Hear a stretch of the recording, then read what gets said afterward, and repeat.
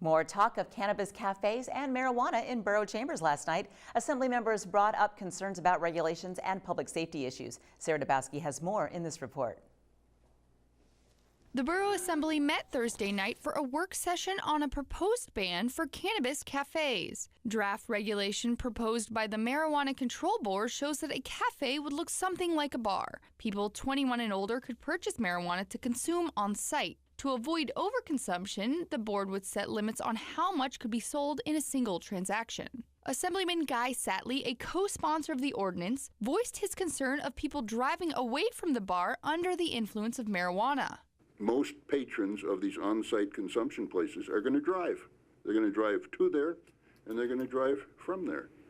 And I just don't think it makes much sense to have them driving away after they've consumed.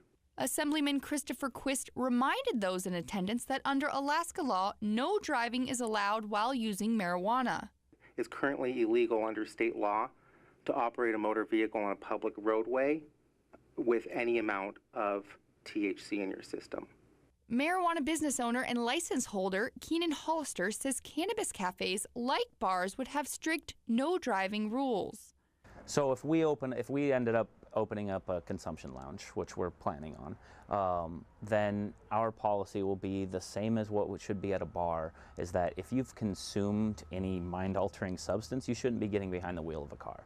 And if you've consumed cannabis, we are in the middle of town here, and it's not going to be hard to catch a cab, set up designated driver programs, and we plan on doing that just like any responsible bar owner would do.